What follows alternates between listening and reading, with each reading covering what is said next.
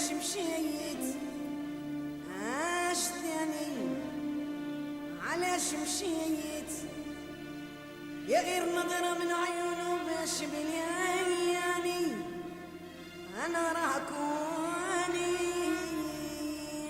عاشتني علاش مشيت يا غير نظرة من عيونه راكوني انا وعلاش مشيت.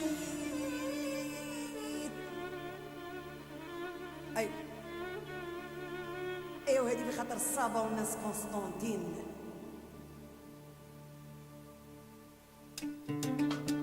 خاطر فريد سونزوبي كامي وناس بالعباس محمد سليمة بزاف بزاف وناس سان فرانسيسكو سير اي حميطو بزاف بزاف وناس مرابان وليدات الالجيري. اش داني علاش مشيت اش داني علاش مشيت غير نظرة من عيونه باش بلياني راك واني اش داني.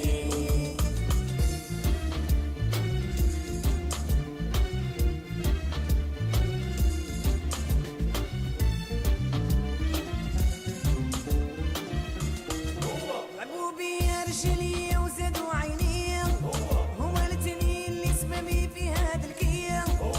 لعبوا بيا رجلي وزادوا عيني هما الاتنين اللي سببي في هذا الكيا. خلاو القلب شعلة فيها نار قوية. اش داني علاش مشيت اش داني علاش مشيت غير نظرة من عيونه باش بلاني وراه هواني اش داني.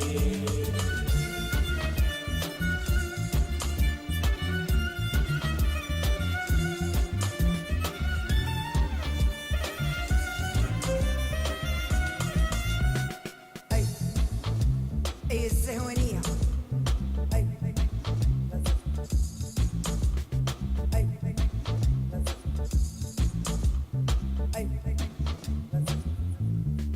ليه مطيلة تجيب وتوريني هاد الحبيب اللي كواني انا كي. ليه مطيلة تجيب وتوريني هاد الحبيب اللي كواني انا كي. لعبوا بيا رجلي وزادوا عيني هما الاتنين اللي سببي في هاد الكيان. لعبوا بيا رجلي وزادوا عيني هما الاتنين اللي سببي في هاد الكيان. خلاو القلب شعلة فيها نار قوية. اش داني علاش مشيت اش داني علاش مشيت غير نظرة من عيونه باش بلياني راك واني اش داني.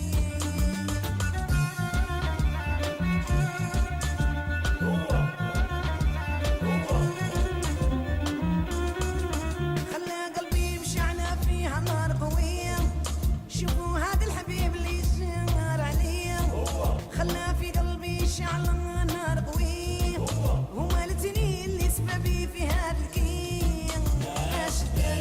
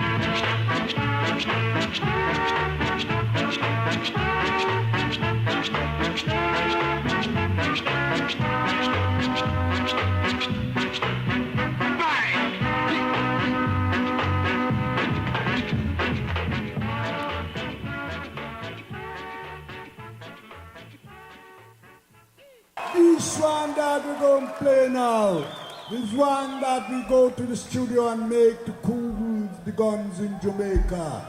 The name of it, The Guns of Neverland. Pie, pie, pie.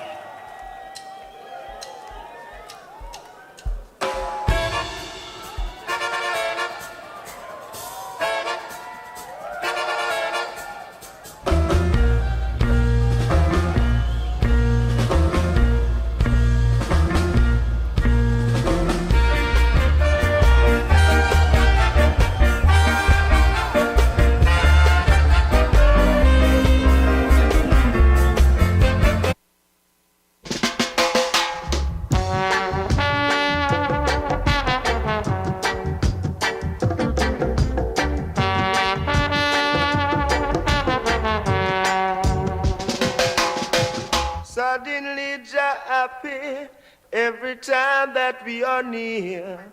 Just like this we want to be close to Him.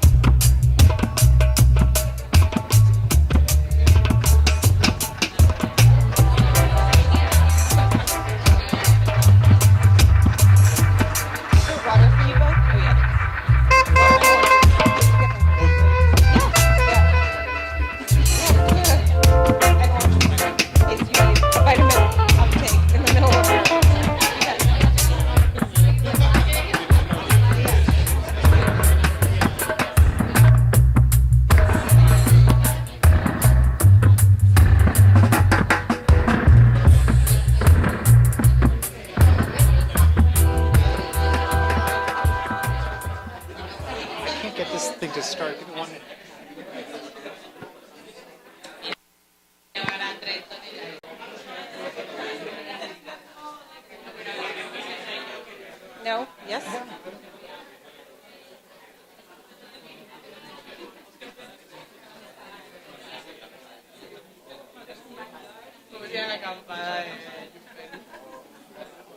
I'll turn on the fan. Oh, it looks like Danny's about to walk in the door.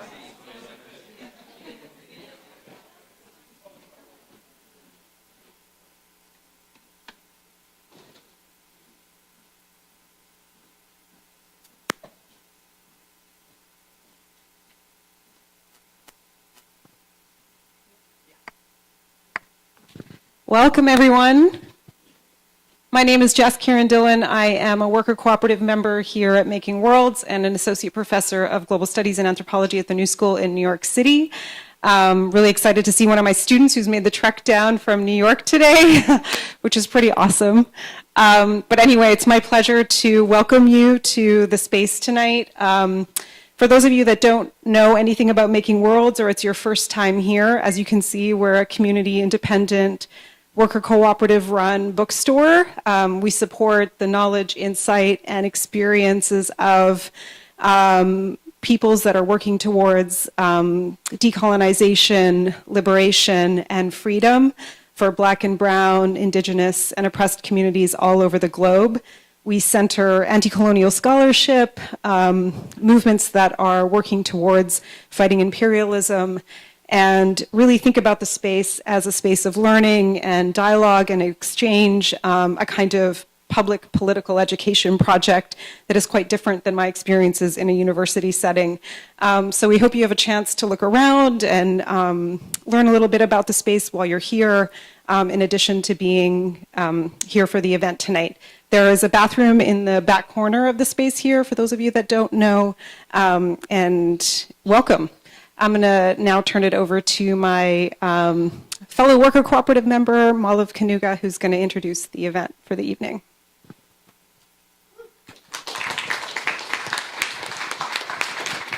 Okay, thank you, Jess, Karen, and welcome again to everyone here. It's no small feat that this space exists, of course, so appreciate you being here to support us, but it's also no small feat that you're all here tonight. Well, the ruling class and our weather system are conspiring against us tonight especially. So thank you again for being here. I'm particularly honored to be able to host this conversation today between Liz Mason-Deese and Max Alvarez because, well, it's a celebration also of two important works that seek to cut into and make interventions in our sense of what's happening in the world and what is our relationship to it vis-a-vis our contributions in the sphere of work. And those conversations are deep, manifold, and very important to have in a lot of different spaces. Bookstores like this, workplaces, living rooms, bedrooms, kitchens, everywhere that we do work, and also to find ways to collectivize those types of storytellings and experiences and analyses. So we're also in a moment where it's so clear because of the ongoing pandemic that the ways in which work structures our lives are increasingly untenable, unrewarding, impossible, humiliating, and spell near total disaster, not only for ourselves individually and our families and our communities, but for the planet. And so thinking through all of those intersections is an important part of what we are trying to do here at the bookstore, and an important contribution that Liz and Max have done in these two books that we're going to be highlighting today. So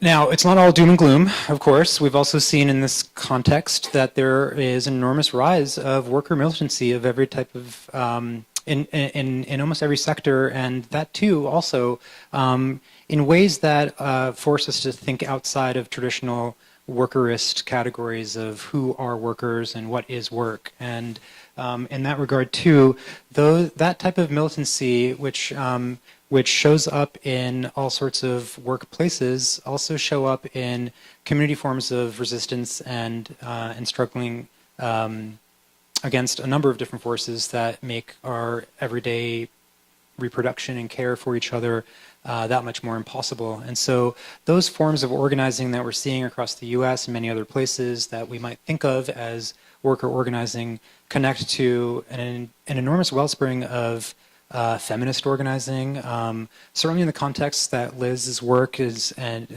translating and circulating as well in Latin America, but we're also seeing it, of course, in Iran now.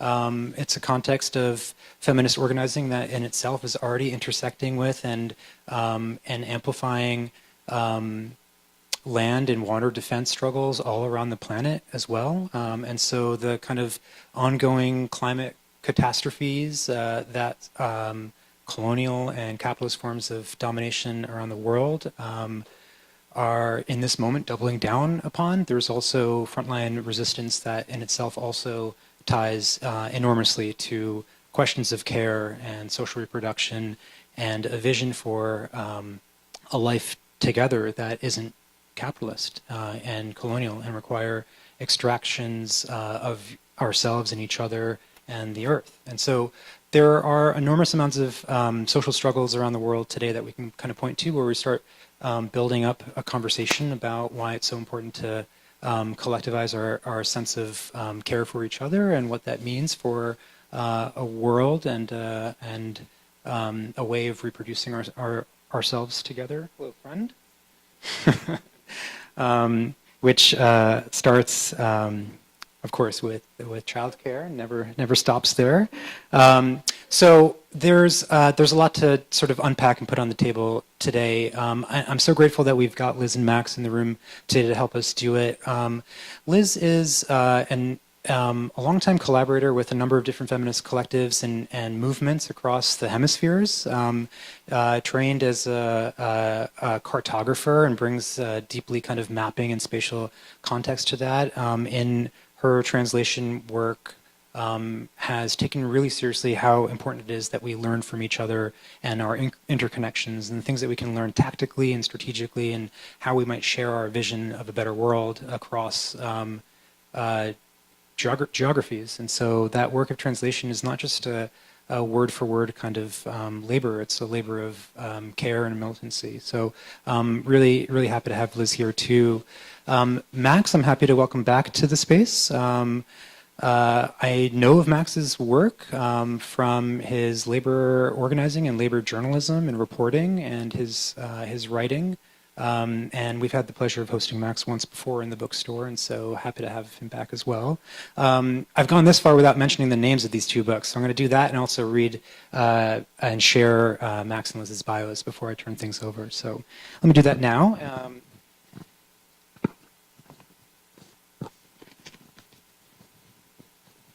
Okay, so Liz Mason-Deese is an editor at Viewpoint Magazine, a member of the Counter Cartographies Collective, and a member of the translation collectives Territorio de Ideas. She's a longtime translator of and participant in feminist movements in Latin America.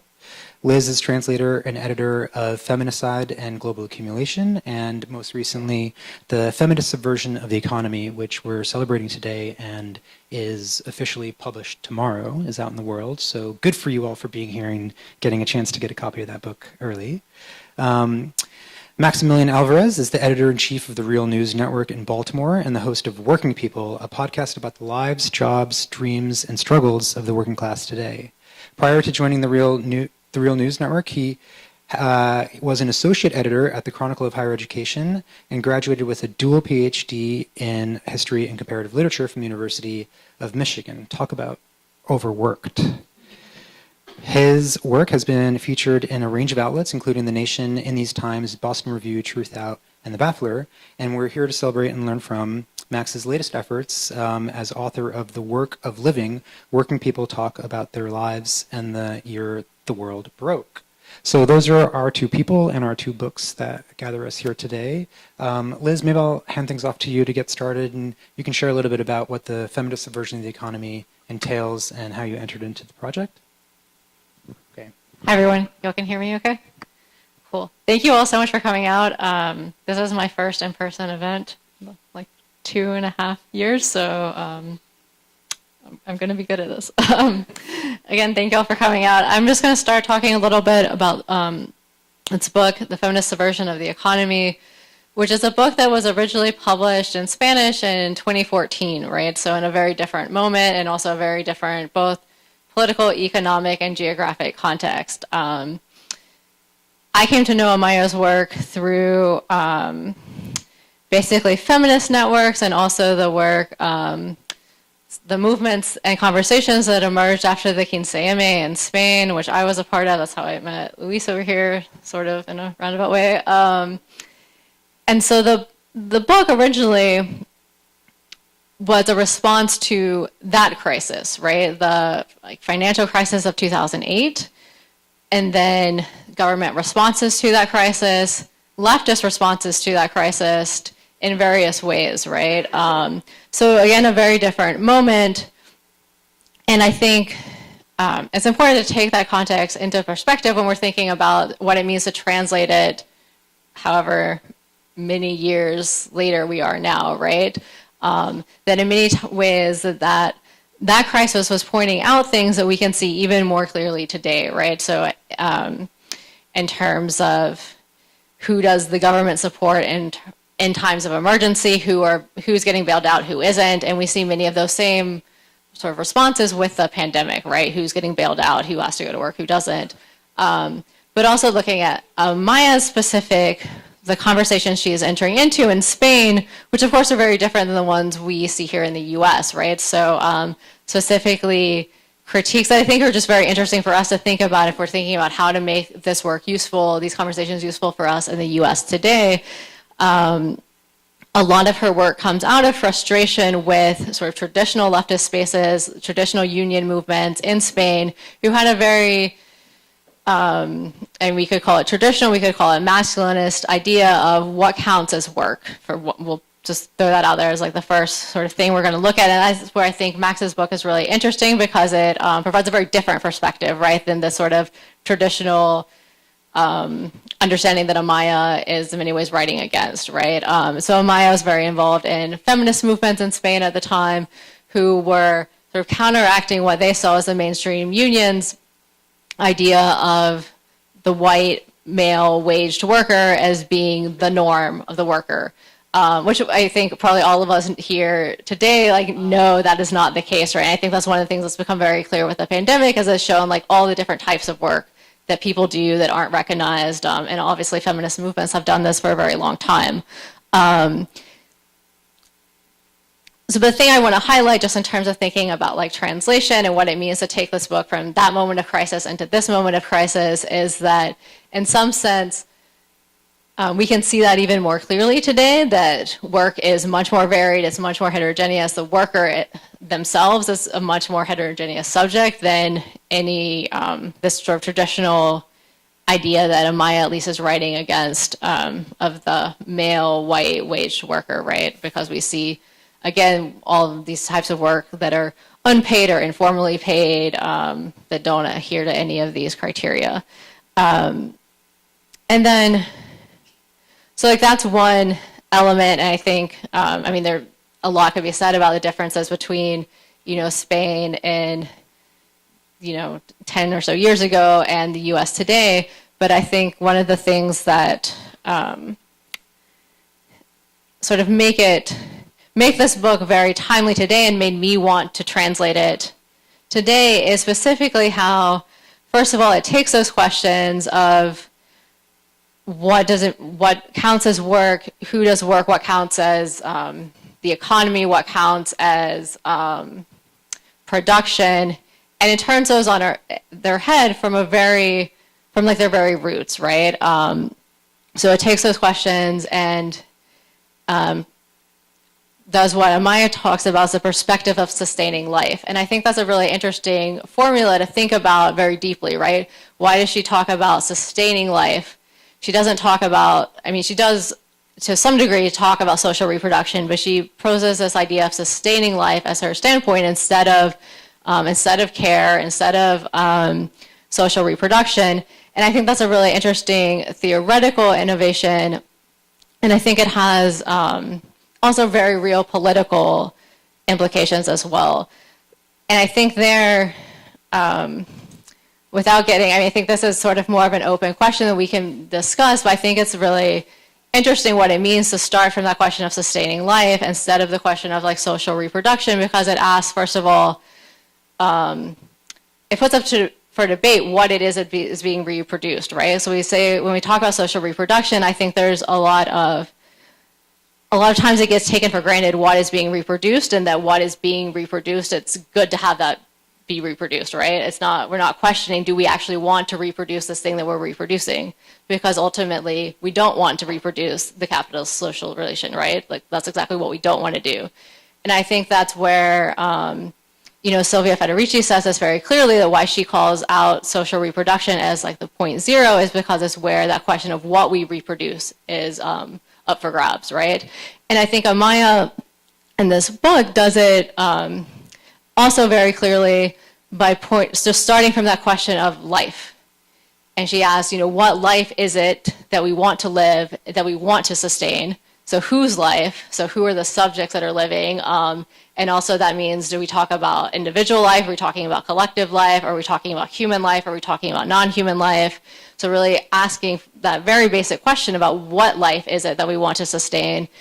And then starting from the question of sustaining life moves us well beyond the realm of production and or reproduction, right?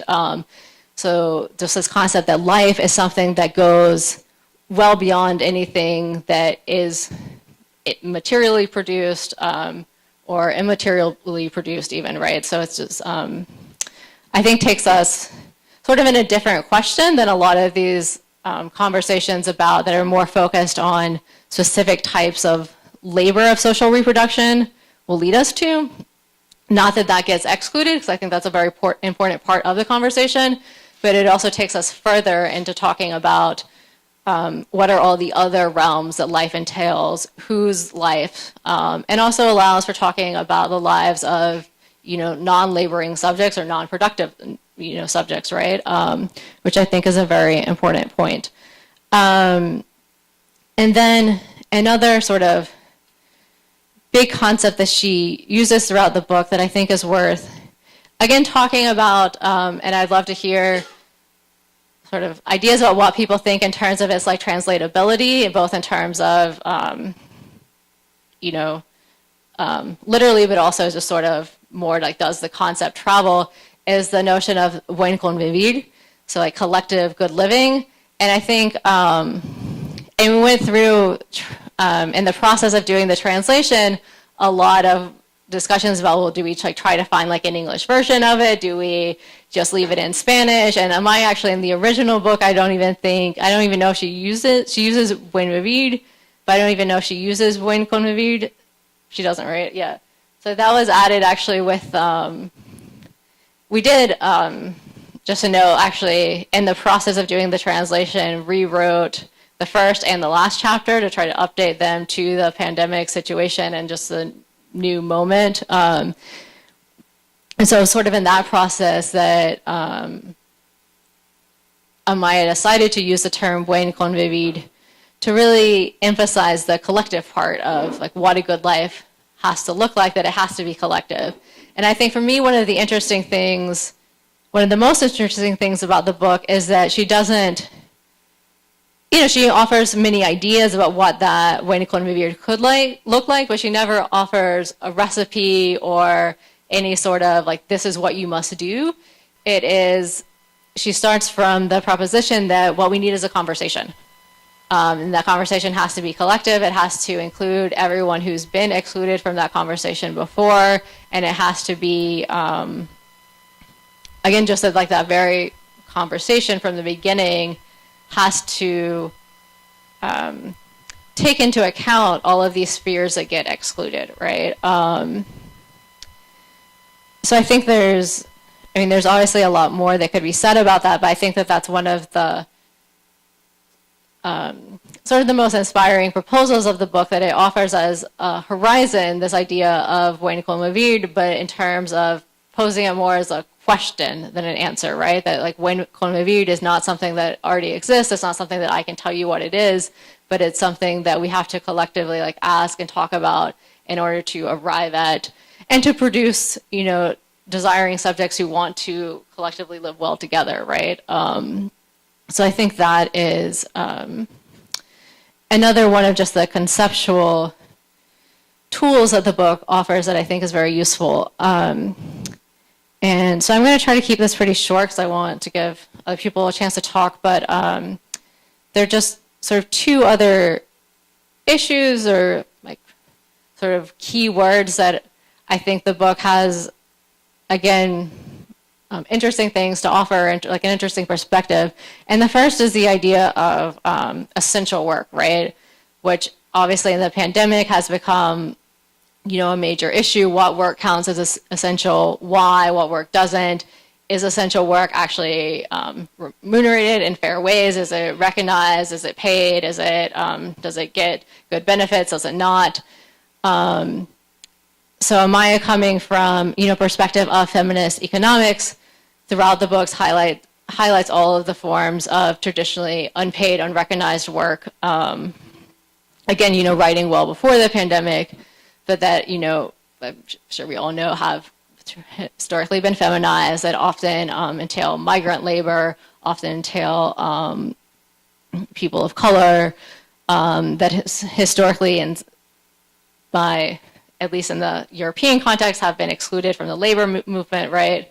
And of course, we all saw this in the pandemic, right? These debates about, well, like that work is essential, people have to go to work, but yet at the same time, that work is work that historically has been underpaid or unrecognized. And I think one of the interesting sort of perspectives that this book can offer us, though, is to avoid falling into the trap of romanticizing essential work, right? Because I think there was a lot of that, or there has been a lot of that romanticization of essential work without then paying it or giving it benefits, but also without questioning who it is that is doing that essential work, why it is that they're the ones doing it and other people aren't, why it is that, those sort of fundamental questions about why is it that essential work wasn't paid better to begin with, and also the ability to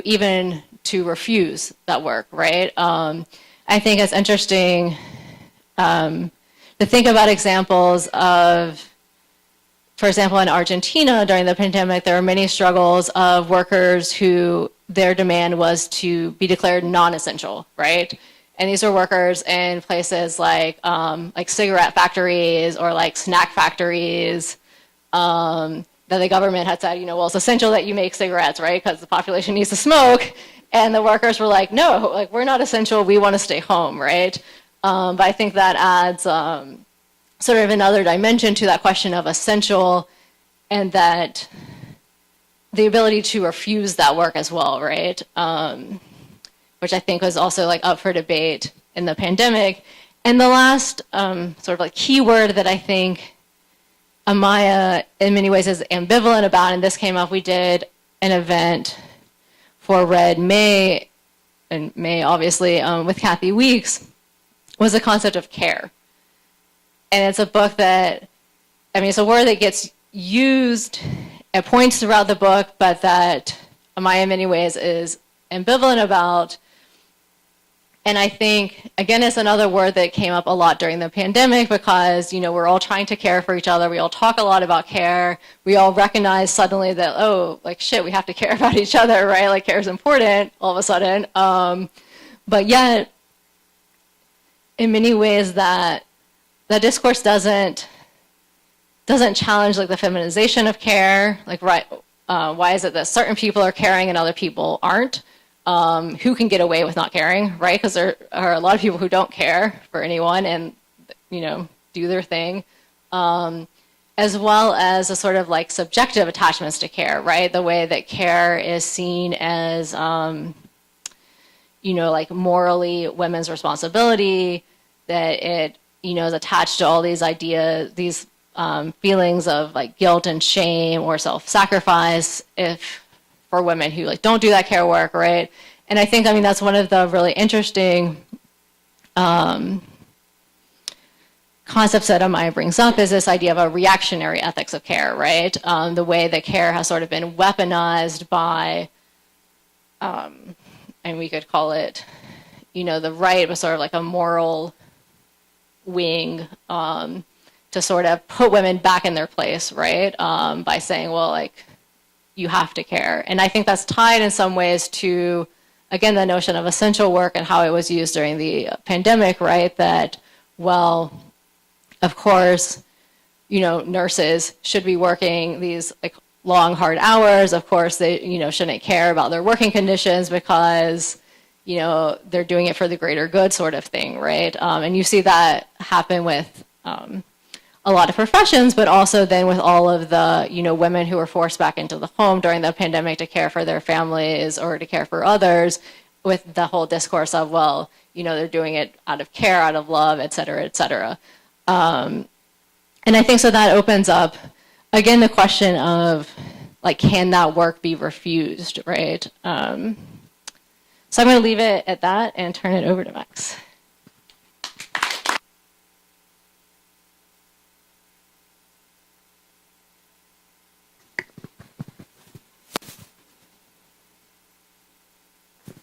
Hello. Hey. Yeah, just first wanted to start out again by thanking Making Worlds Books for hosting us, thanking all of you for braving the elements and coming out to see us. We really appreciate it. And yeah, it's a real honor to be here. And you know, I was rereading Liz's brilliant intro to her brilliant translation of a brilliant book. I would just say everyone here should leave with a copy of. I'm going to switch microphones real quick.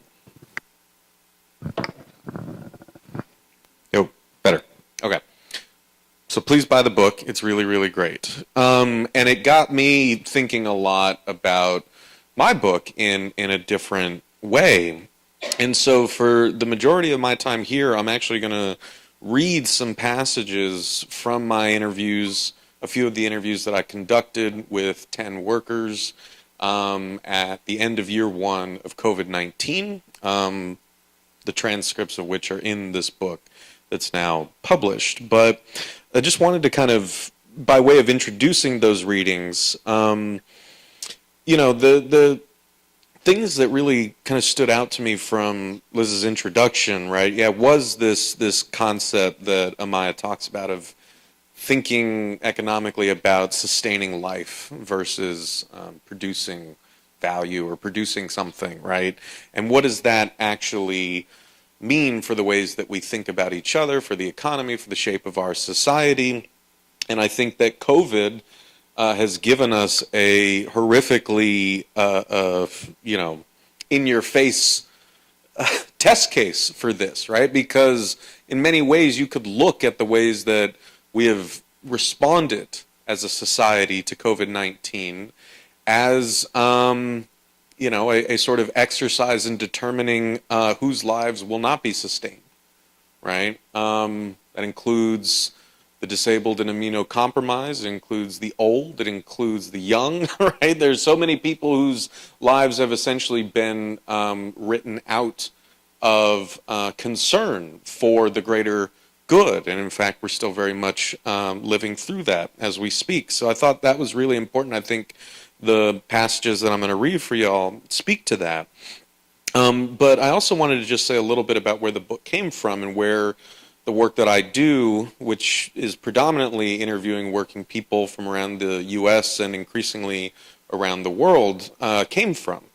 Right? So 10 years ago, this is also why your book struck me, right? Because in many ways, my origin story comes out of the financial crash, right? I grew up very conservative, very Catholic, had a very certain way of looking at the world before 2007.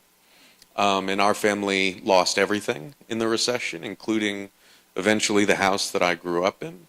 And this time 10 years ago, I was, working 12, 13, 14-hour days as a warehouse temp in Southern California, right? And that work, I think, the more that I reflect on it, taught me a very valuable lesson. Oh shit, my computer's gonna die. I gotta plug this thing in. But it taught me a very valuable lesson, right? Because I started to see, right, just how much I was sitting on, my family was sitting on, my coworkers were sitting on, and none of us felt like what we had to say was worth listening to, right? But it was so important, right, to have a listening ear, right? And I've been reminded of that time and time again every time I talk to a stranger who's never met me in person, and for 2 hours will share some of the most intimate details of their lives with me, because they know they're not just sharing them with me, they're sharing them with others, right? That there's this notion that other people will hear it, that I think unlocks something deep inside all of us, which is a very real need to be heard and seen and appreciated. And the thing is that labor, thank you, in so many ways in a kind of modern consumer capitalist society could almost be defined as that which needs to become invisible, right? Again, I learned this lesson at the warehouse because it was a place where 80 to 90% of the workforce were temps, right? Which meant we could be fired like that. We had no benefits. They would just call the temp agency and tell them how many people they needed. Every morning there was a huddled mass of guys outside the gate waiting to see if someone didn't show up that day. And the managers reminded us of that at the end of every day. They reminded us how replaceable we were.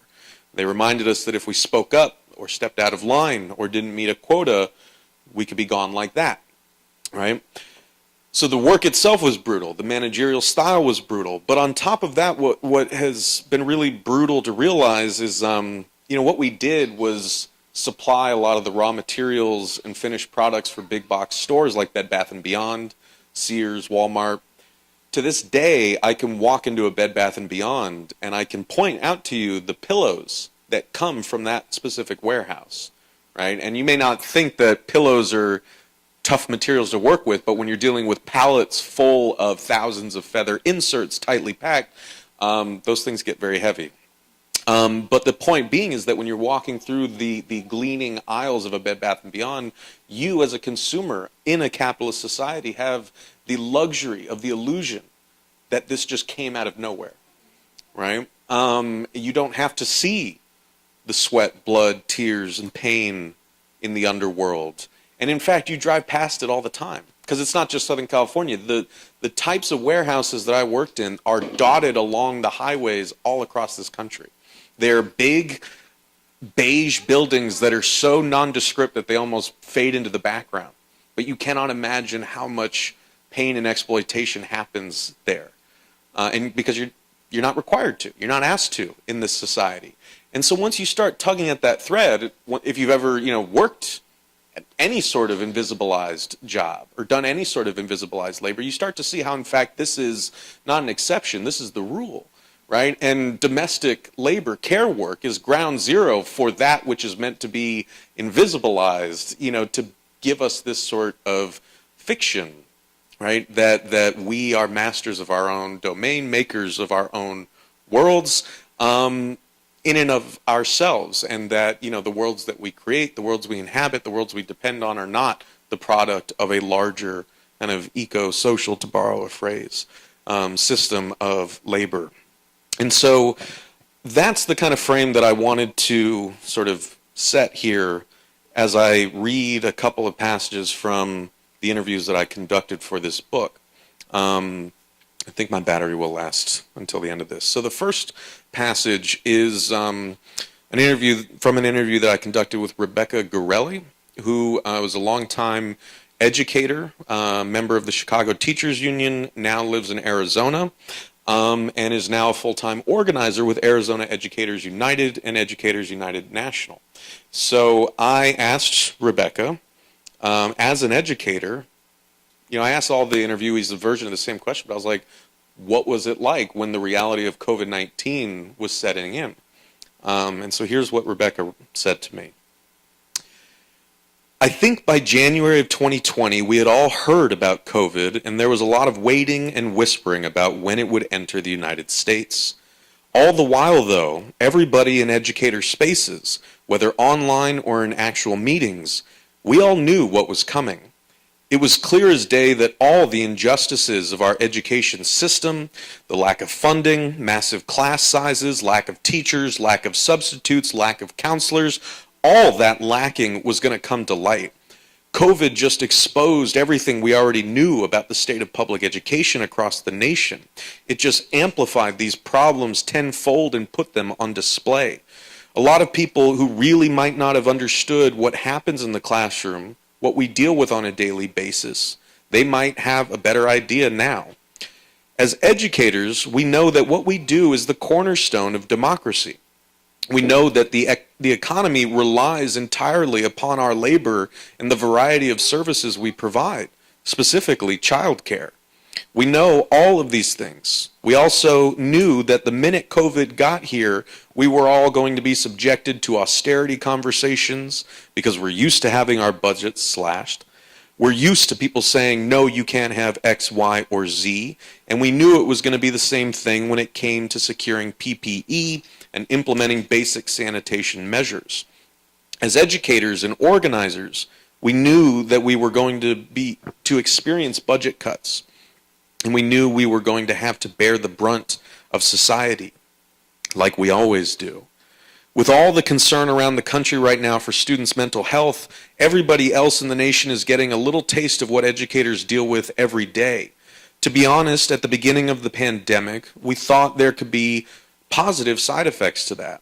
We thought, oh, now that schools are shut down and students are learning remotely, parents are really going to see what we do.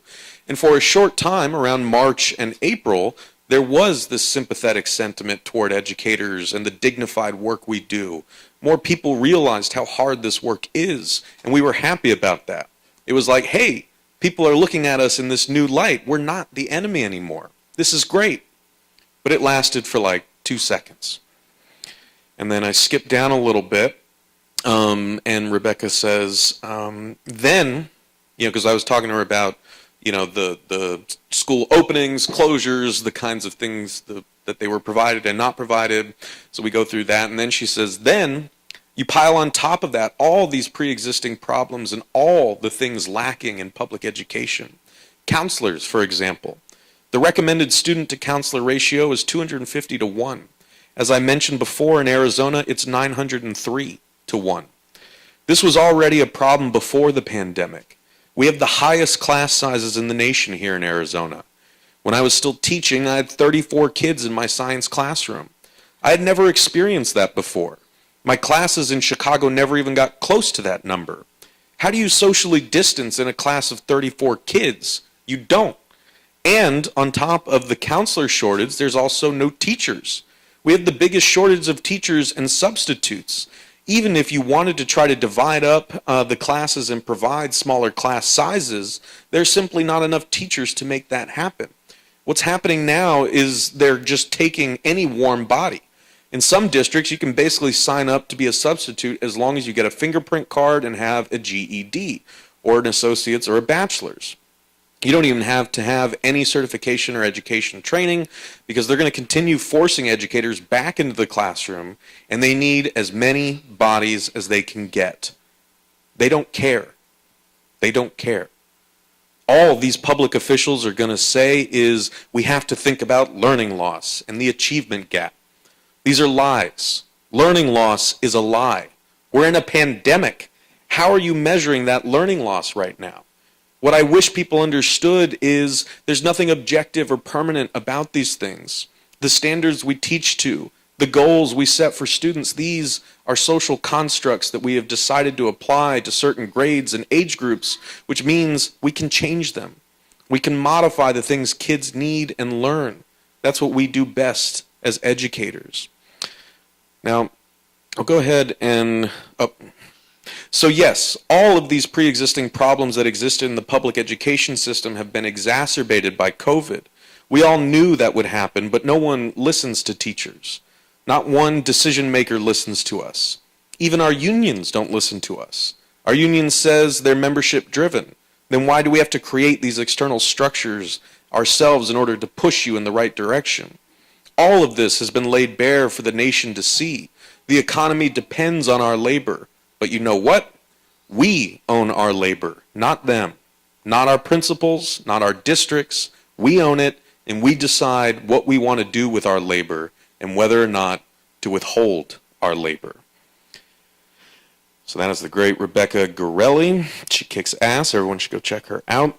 I won't read all of the passages, but I did want to read this other one because I think it syncs up with the question of when convivir, right? And like what it would mean to sort of think about labor in a different social and economic arrangement.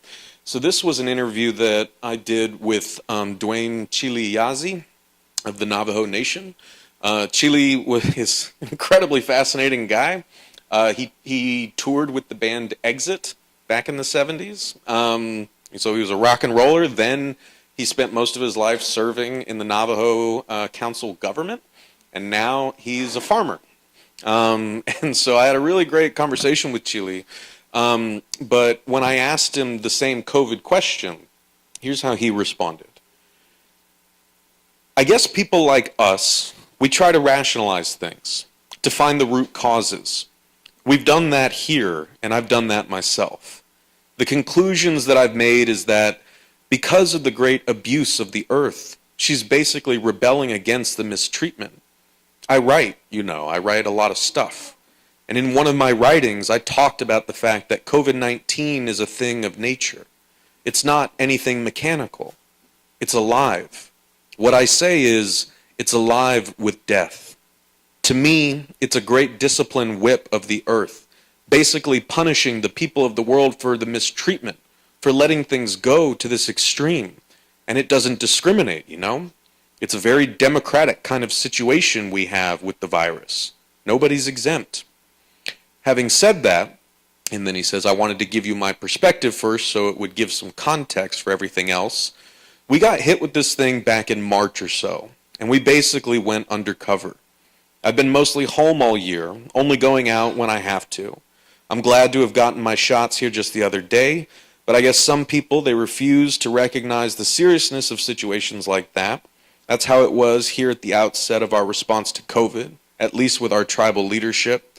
We did start with these lockdowns quite early, and we still have them.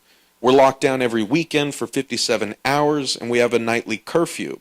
The response from our nation has been pretty strong, but the spread was already happening here, and the infection rate, unfortunately, was pretty high. And it's spread for different reasons. Being lax with recognizing the seriousness of the situation, that was one reason. But the thing is, our life conditions really amplified the seriousness and the need. Some of that stems from the mistreatment we've gotten as a people of color because we are so economically disadvantaged. We were thrust into this new world, new society, new economics, and we've been at a disadvantage for many, many generations. And unfortunately, many people aren't able to deal with that.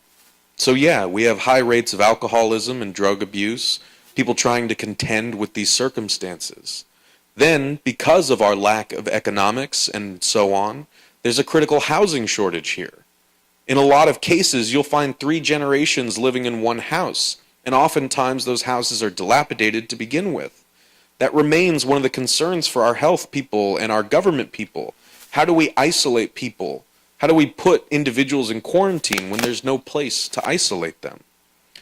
When this thing started happening, those of us in leadership, we understand that the need is great. We know that many homes and families lack the resources and the ability to respond to the situation. That's why here in Shiprock, I helped found the Northern Dene COVID relief effort. Dene is the name that we have for ourselves rather than Navajo. I worked with that group for 3 or 4 months until I moved on to this farming venture that we've got going on now. But yeah, I know that even Dr. Anthony Fauci recognized the success, if you can call it that, of the Navajo Nation in bringing the continued spread of the disease under control, at least within reasonable measure. But you know, I do think that this situation really portends great catastrophe. We have food being trucked in every week, which is distributed to families. And when all this food comes in, one thing I wonder about is there a limitless supply? Will we start experiencing shortages here at some point? Because of all these circumstances, because of our economic and social conditions, we're at a great disadvantage as a people. If those shortages happen, what do we do? What will our people do? It's with that big thought in mind that we're doing what we're doing with our agriculture. We can't depend on the supermarket permanently. We're going to have to feed ourselves. That's what we're doing now with the Shiprock Traditional Farmers Cooperative. We're brand new, so we're certainly still in the building process. We've been fortunate to get some funding, small grants here and there, but to get to the level that we want to test our limits and our capability and our potential, we will absolutely need greater resources to make that happen. Any help people can offer is really appreciated. So the other one I was going to read from is from Mix Pucks, a burlesque performer and producer in Seattle. It's a great interview, but we don't have time, so check it out in the book.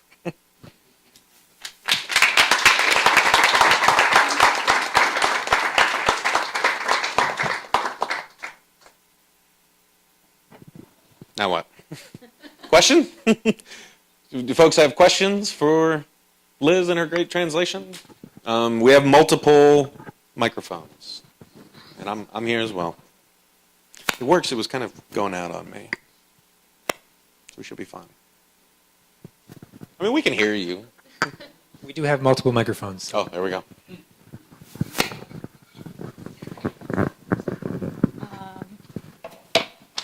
Thank you. That was very interesting. I work with worker cooperatives here in the States, and at the beginning of the pandemic, we were in conversations with a lot of the workers to know what was the level of the impact of the pandemic and how different industries were being impacted. So, you know, just to hear what both you are saying, right? Like the majority of the workers that were hit the worst were domestic workers, immigrant workers, and totally what you're saying resonates, right? Like the whole essential worker was kind of bullshit. Sorry. I have a kid too, so I forget. You know, like right now, like after almost 3 years, these are the workers. They're, you know, the majority of the cooperatives have shut down. The workers are beyond burnout. Their health is so devastated.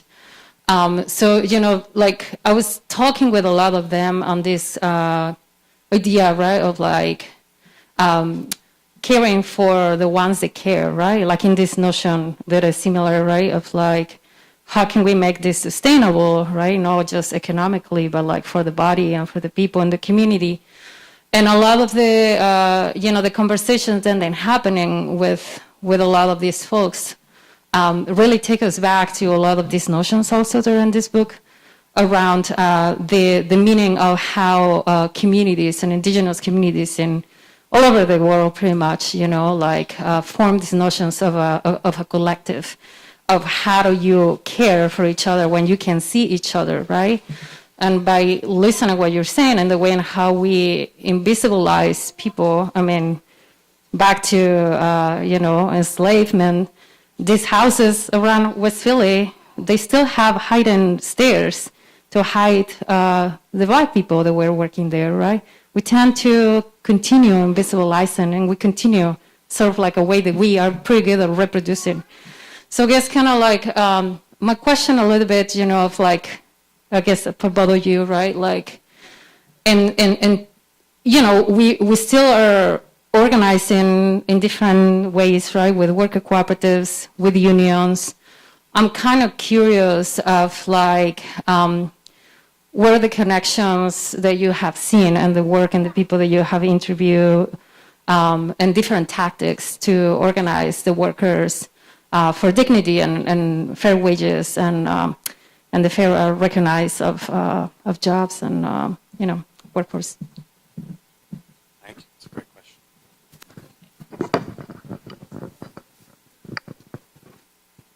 Do you want to go? Yes. Okay. Thank you. I'm going to say a few things and like come back around. It's going to work.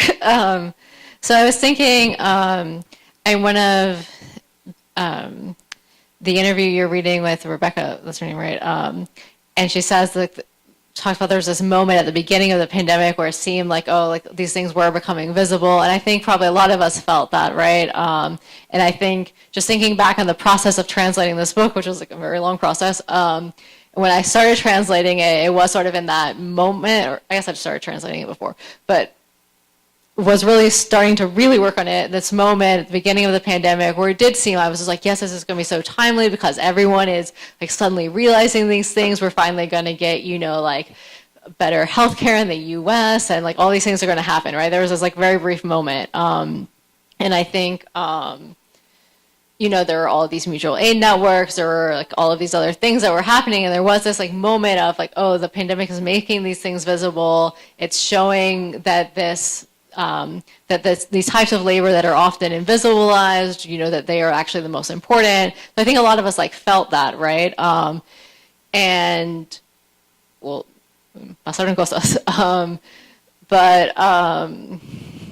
I think, but there are, I think, some examples that we could like take out. And one of the interesting ones, which I thought about just with the last interview you read. So I was living in Argentina when the pandemic started, and there were like everywhere like severe supply chain issues, and there was a lot of trouble getting just basic food, like any sort of fresh. You couldn't get any fresh fruit or vegetables really, or like a lot of other. You couldn't get much to eat basically, and it was actually the organizations, the UTT, which is like a campesino, the land workers union, that was the first to actually sort of mobilize, and they started, because they were direct from, farmers to producers, they were able to organize much more quickly, they were able to sort of more rapidly and more efficiently change their supply chains in order to actually get food to people who needed it in the cities, right? And I think that was like a very concrete case of these efforts from below that are actually like very well organized, right? They have many nodes throughout the province of Buenos Aires, but also many other provinces in the country where small scale family farmers mostly are growing food without agrochemicals and then selling them in either like little stores or just direct to consumers in the cities. And it was really fascinating that they were able to respond much more quickly than the major food supermarket chains, right? Like much more quickly. And also they were the only ones that were able to offer like an alternative to the inflation that was, that's still being experienced in Argentina, right? And that was an interesting case in that it is actually something that has been able to persevere, right? And there are many reasons for that, because they're very organized, because they were able to get at least some sort of funding or support from supportive sectors of the state. all these different reasons, right? But I think that's like one example of sort of maybe a successful example of both organizing in terms of protecting the farm workers' rights, but also then getting food to workers in the city who needed it, right? There's something else I was going to say, but I'll just let you go ahead. Well, if you remember it, hop in. So, like, just to kind of build on that, yeah, I think Liz is absolutely right? Like, because I don't want to discount that, right? The pandemic did make a lot of labor visible. It forced, like, capitalism did not want to admit that it needs us, right? Again, from my time at the warehouse to delivering pizzas to working retail, again, all of us have been schooled in this for most of our lives, which was the feeling that we are replaceable, that we are expendable, right? That we don't matter. That has been the operating paradigm for most working people in this country and around the world for most of our lives. And then a pandemic begrudgingly forced the powers that be to call us essential, to say from their third homes and their bunkers, no, we need you guys going to work, right? We need you to keep society afloat. And for all the grossness and the very, very legitimate and good and helpful and generative critiques that we get of, like, understanding that essential category, right? I mean, I think that what I have found in interviewing workers week in, week out is that people don't forget that, right? There is a paradigm shift in people's brains when the system that dehumanizes them finally admits that it needs them, right? And so I think the question is, what do we do with that, right? How do we build on that, right? Because we did see, in fact, that it was us, not the bosses, not the CEOs, not the shareholders who kept society afloat. It was us who kept this thing from being so much worse than it was, right? As bad as it was, it could have been a lot worse if people didn't show up for their neighbors, take care of their family members, right? Do the work, even if they were forced to do it because they had to for a paycheck. We saw that how much we would have fallen into the abyss if it wasn't for working people doing that, right? And like Liz said, the sad reality is that even for those of us who didn't want to see all the work, all the labor, all the people upon whom our lives depend, we still were forced to acknowledge them. We were forced to see them because of what we, paved over with terms like supply chain disruption. Most of the time, when we're talking about supply chain disruption, we're talking about people getting sick and dying. We're talking about not enough farm workers because they're getting sick and dying, right? We're talking about meatpacking workers. The largest civilian hotspot for COVID-19 was the Smithfield pork processing plant in Sioux Falls, South Dakota, right? And you notice that when suddenly the price of these things goes up, or they're not there in the supermarket, right? Or when you enter it on Instacart, it doesn't show up at your doorstep, right? That is you being forced to recognize what lies beneath this capitalist fiction, right? That we can all be islands unto ourselves, right? And summon what we need with the click of a button or the swipe of a credit card. No, you need people to do that. And when one part of that chain breaks down, it has ripple effects everywhere. We're experiencing this last 2 weeks. So I've been reporting on the crisis on the nation's freight railroads all year. And it was blowing my mind that people were finally taking notice of this, because these people are being run into the ground and the supply chain is in a crisis. And when people finally realized what it would mean to have a national rail shutdown, they freaked out, right? And so I think, from the farm workers who supply, things that we need, and in California, farm workers had to march the length of the state and hold a weeks-long vigil just to be visible, so that they could be visible in the realm of labor law, so that they could actually have more rights to organize, because for very racist reasons, farm workers have been deliberately written out of traditional labor law in this country. Just like supply chain workers, like the railroaders, labor relations on the railroad are not governed by the National Labor Relations Act. They're governed by the Railway Labor Act, which was put in place to basically prevent railroad workers from striking like they did in the late 19th and early 20th century. But that's not all. Domestic workers, there was a huge victory recently in Chicago that established a base minimum wage, that established rules for transparency with how contracts were settled between domestic workers and clients. Like, we have to fight for that, right? but those fights are being had, and it's important. But it was also something I thought a lot about in constructing this book. That's why I wanted to read from the chapter with Mixed Pucks. Mixed Pucks, as a member of the sex industry writ large, most of the folks like her were not eligible for the kinds of benefits that kept so many people afloat over the past 2.5 years. Same with undocumented workers. And this is where I'll circle back to the organizing question, then I'll shut up. Because I think there's some really exciting things happening that I've seen from talking to workers. The two examples I'd give is one, again, like not falling into that trap of, well, I'm seen and that's enough, right? I don't care about the undocumented workers who aren't seen. That's how they've been beating us for centuries, divide and conquer. Luckily, organized labor, which has been very bad at learning this lesson in the past, is starting to learn it. So I would point folks to the Labor's Local 79 union in New York that has been fighting, these are citizen union workers who have been fighting for undocumented workers who are being exploited and taken advantage of and wrongfully terminated by union-busting contractors in the city. They've even been working with other unions to build up a fund for ineligible benefit recipients like undocumented workers in the state. That's really encouraging. The other example I would give, which is really awesome, is the Najuan Support Network in Toronto.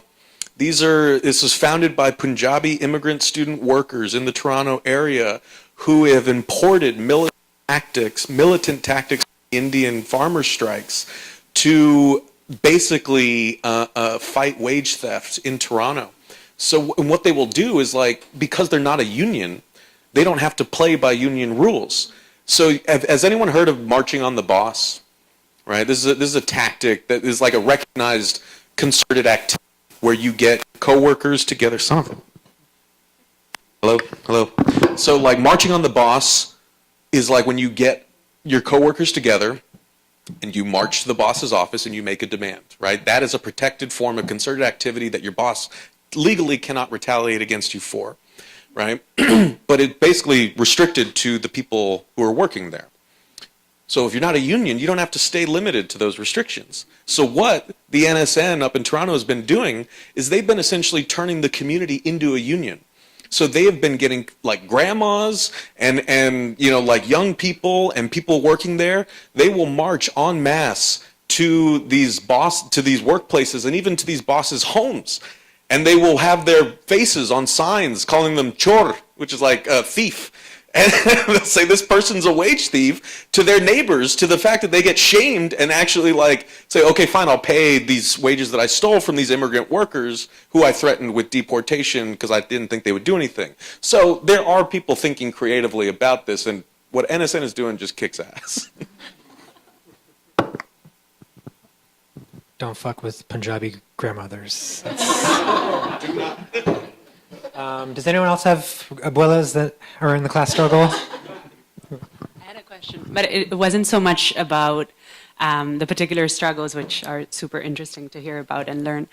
I guess I was really interested about this category of invisibility that you're trying to mobilize and sort of thinking of like the wage as a singular sort of event in the history of labor too, right? And so how the wage has been a category to sort of visibilize the types of activity that people have done that normally have gone unseen for the centuries of the centuries of the centuries, right? And so just thinking about like these ideologies of invisibility also in sort of even the conflation, I don't know, in the category of the worker student, for example, or the category of the artist, or the category, how these ideologies sort of, there's constantly this way in which is invisible. Anyway, it was just evocative in thinking about that in contrast to the wage as a singular sort of historical event that's has a very short history too. Yeah. And if you could say a little more about. Well, so I'll say one thing on this because I think this is a perfect setup to the incredible book that Liz translated. But I would just say, because I think you're exactly right, and this speaks to the trap that you talked about in your introduction, right? Like, we shouldn't be defining ourselves by the terms that our overlords set for us, right? We don't have to take those terms as, a given or immovable, right? And the reason that your question made me think of this is, you're right. The wage is a relatively new phenomenon. Why? Because bosses throughout history want to get as much from us for as little possible. They would pay us nothing if it was legally, if they legally could. And in fact, many still do, right? Wage theft is probably the greatest unacknowledged crime that happens all around us every day in this country. It could be because you are being scheduled for time you're not being compensated for, right? It could be that you're just straight up getting paid less than you should, right? There are myriad ways that bosses get more free labor out of us than they legally are supposed to. But it's not even that. I mean, in the year of our Lord 2022, companies in Alabama are getting sued for child labor, right? Prisoners are on strike in Alabama, and they do invisible, like the definition of invisible labor. And this is, again, the thing that a lot of people don't realize about this country, but I'm sure everyone in this room does, is slavery is not abolished in this country. There is, in fact, one big exception that allows for slavery, and that's as a penalty for a crime. So that is why incarcerated folks are made to do labor for 11 cents, an hour, if that, right? And for the longest time, they didn't even get that, right? And state agencies will use this prison labor. Like, it's infectious, whether it's a government agency, whether it's a private boss, or whether it's even just an asshole on your block who's trying to, get something out of you, right? There is that sort of impulse to take from us, right, without giving, like you said.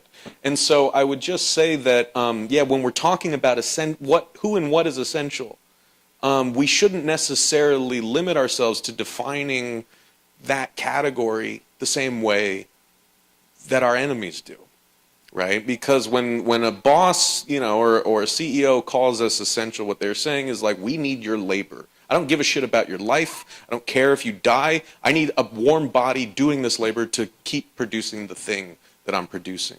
But I think that, again, what we saw during COVID-19 is there's so much more that we do and are that is essential to keeping society afloat, that is not limited to the wages, the work that we do for wages.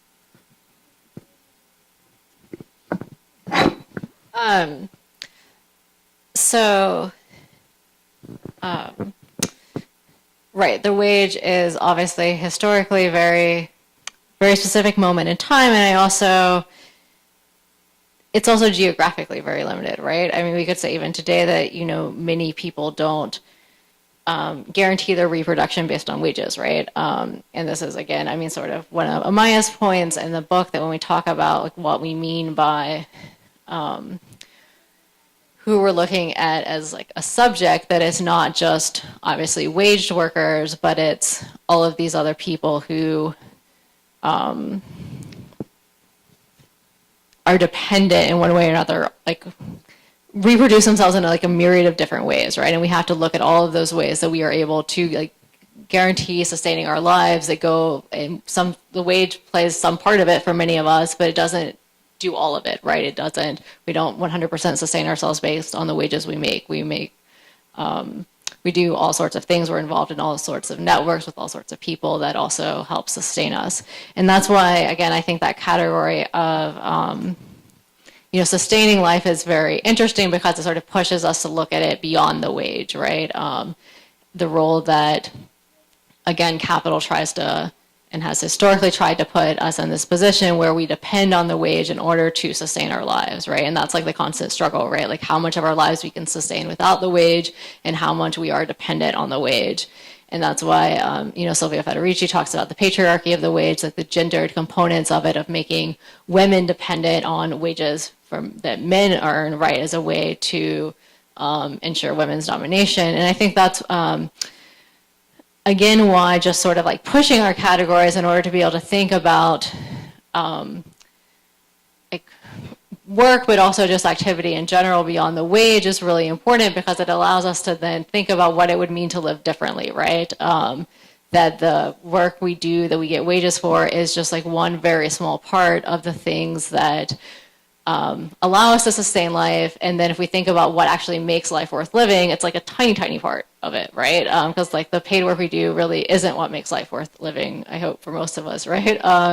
So I think, again, like these categories that Amaia uses are, I think, really provocative in that sense. And I think, I mean, it's also interesting to think, again, about the pandemic when a lot of people were cut off from wages, right? And again, you know, living in a place like Argentina where a lot of people, you know, half of the population of Argentina works in the informal economy. Many of them lost access to their wages during the pandemic, right? Or at least during the first parts of the pandemic. And so what did people rely on?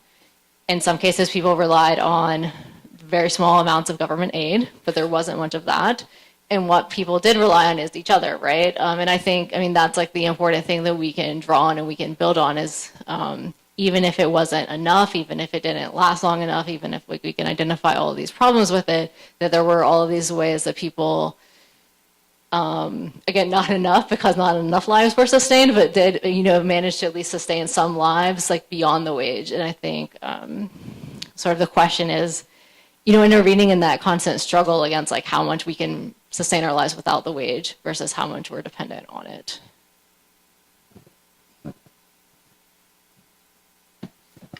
Well, like the one thing that, because it finally crystallized hearing you say that, like, I think this is probably a fault with my book, that I'm really glad it's in conversation with yours, Liz, is I guess what we're kind of saying, right, is there is an essential difference between thinking expansively, right, as I've been arguing for, like, who contributes to sustaining the society that we have, right? What I've been arguing for is that it's working people, and that we need to think of that category expansively. We don't have to limit ourselves to who the government says is essential, because we're all essential, we all do essential labor. That's the spiel I've been giving. But what I think we're really getting toward is like there's a fundamental limit, as this book puts very powerfully, right, to thinking that way, because we are ultimately still talking about sustaining a society that does not sustain the lives of everyone, let alone the happiness of everyone, right? So just we need to be mindful, right, of the limitations of a workerist sort of approach to a bad society.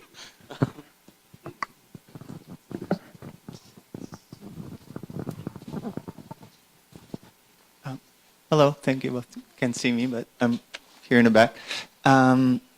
Liz, I was wondering if you could speak a little bit about one or two case studies that Amaia analyzes in the book, and maybe connect to some of the ways that other countries responded to COVID, and maybe there's things to learn from your experience in Argentina in terms of what was the dynamic between the state and citizens in that context, or other examples that you might have introduced into the book in the new context. Thank you.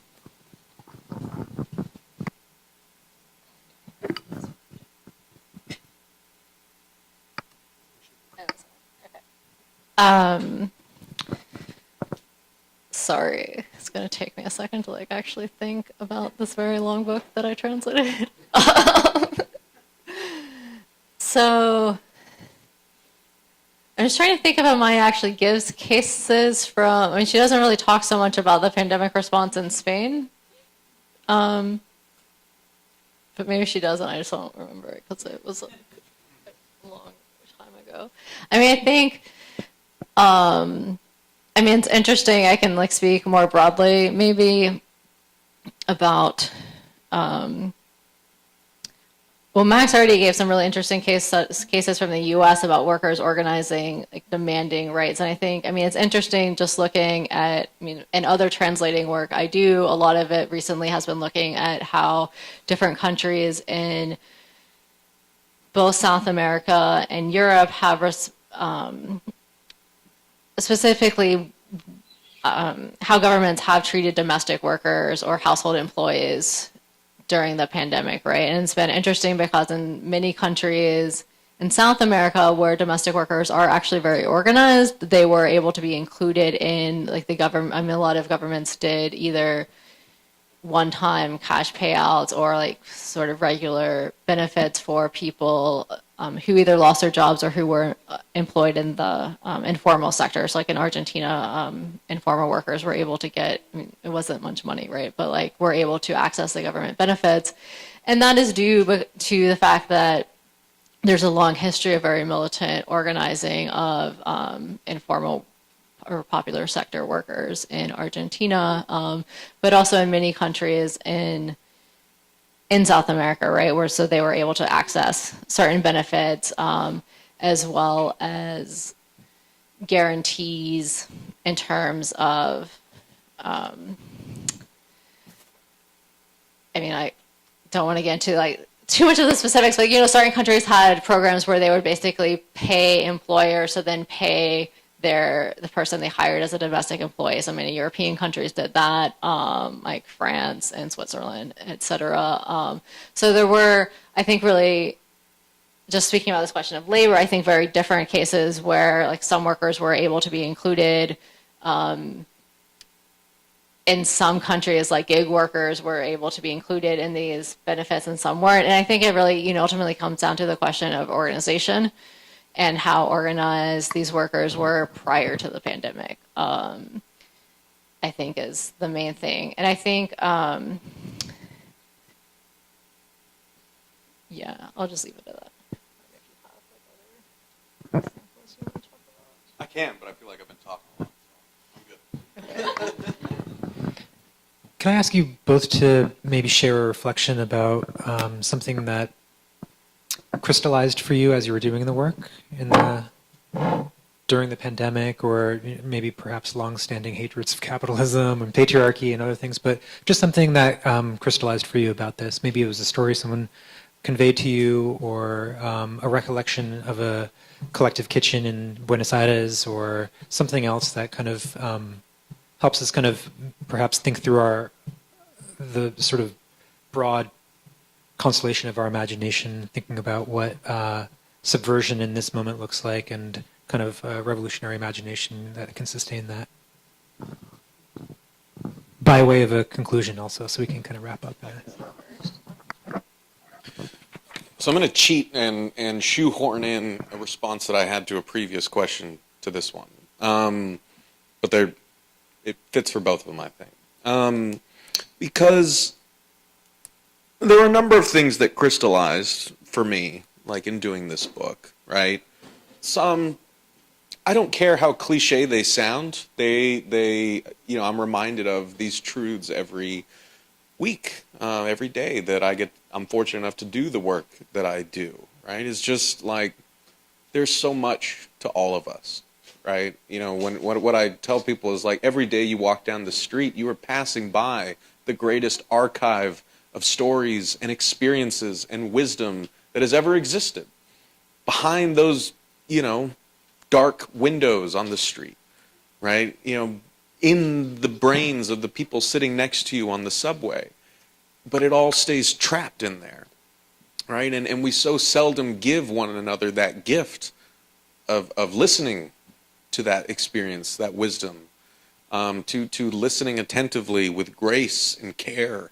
And I think that, I didn't know, it was proof of concept, because there was a lot of work that went into finding and building trust with, and then ultimately scheduling and recording the conversations that came, that is in, can't talk, The conversations, the transcripts of which are in this book. But I did not want to prescribe where the conversations were going to go. In fact, I seldom do, whether it's on my podcast. Real news is a little different because sometimes they're like clear story arcs that we have to trace in a short amount of time. But in general, I like to really go where the person I'm talking to leads. And I'm always surprised. It never goes in the same direction, right? And so one thing that crystallized to me is just, right, the sheer, like, size of the cosmos awe that I have of the brilliance and beauty and soul and all the amazing things that we have to learn from one another if we just talk to each other. The other thing that really crystallized for me, right, and this goes to the question of changing the system that ultimately does not sustain life, and that in fact is killing our planetary capacities to sustain life as we speak, right? Again, I think we all recognize that. We all want to change that somewhere inside of us. I don't think the majority of people are bad people who don't want things to change. And I felt that same way recording these interviews, even with people with wildly different political views than mine. I don't think that that many people looked at what was happening during COVID-19 and thought, yeah, this is fine. This is adequate. We are doing enough to care for people, right? But what I think happens in a society that has been, where decision-making power is so captured in the hands of so few at the expense of so many, is we can only take so much looking into the abyss and feeling powerless against it, right? We can only recognize the weight of climate catastrophe if we then kind of follow that up with, well, I can't do anything about it, and no one in power is going to listen to me, and they're not going to do anything about it, right? And so I think the thing that crystallized for me is that the will, the desire, and the conviction that things do need to change is there, but people are people. We can only take so much disappointment and heartbreak, and when you are forced to confront the horrors of the society you live in, but you yourself feel so powerless to change those, you're going to eventually start to close off. That's not because you're a bad person. That's because you can't take all that disappointment. You can't take all that fatalism. Like, it crushes you. If you were standing there, again, in front of the monster, like with your hands tied behind your back. And so I think that there is something both very daunting but beautiful about that, you know, it's not like we need to go out and convince 8 billion people that the world needs to change, right? The people in power who are preventing that change have names and addresses, right? They are real people, and they can be toppled. That's what crystallized for me. Okay. So, yeah, where to start? I'll try to keep this short. I think, so for me, like Max was saying, I think like a lot of the sort of diagnosis of the problem is something that in many cases I feel like was, at least amongst like the circles I'm in, was something that was already shared in many ways, right? The idea that capitalism is a system that doesn't sustain life, that doesn't sustain the lives of specific people, that doesn't sustain specific lives, that actively tries to destroy life. And I think that what, for me, maybe crystallized in sort of engaging this work over many years and then in this new translation was sort of this question of sort of what actually does make life worth living collectively, right? That Amaia poses many times throughout the book. And I think because it opens up really two planes, right? The first is sort of that like subjective element of what is the life we desire? Why is it that we desire this life, right? Because, you know, that didn't come out of nowhere, right? But then also what it would mean to collectively desire differently, and how, you know, many ways that just, Amaia comes out of this like economics background, and our like sort of economic understanding of the world is one of the ways that limits what we're able to desire, right? Because we're like stuck in these productivist notions of not only how we think about the economy, but how we think about our own lives and our own time, that we always need to be producing, that we always need to be somehow productive, and how this affects our relationships with ourselves and with each other. But then thinking sort of even more broadly about this notion of the collective buen vivir, or just really collectively imagining what a life worth living would look like beyond all of these categories that have been imposed on us, right? Beyond these categories of, production, beyond the wage, beyond notions of, what is good work versus what is bad work, who should be cared for, who shouldn't, sort of the gender notions of what an individual should or shouldn't be doing.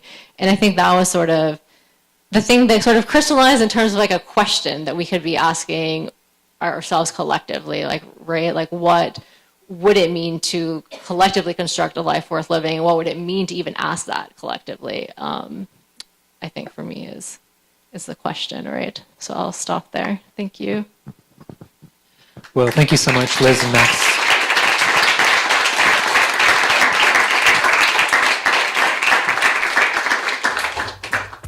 We do have amazing books for sale, and we'd love to sell them to you. And I'm sure Max and Liz would be happy to answer a few more questions or comments, and maybe perhaps sign a book. So come find each other. Nice. Good job.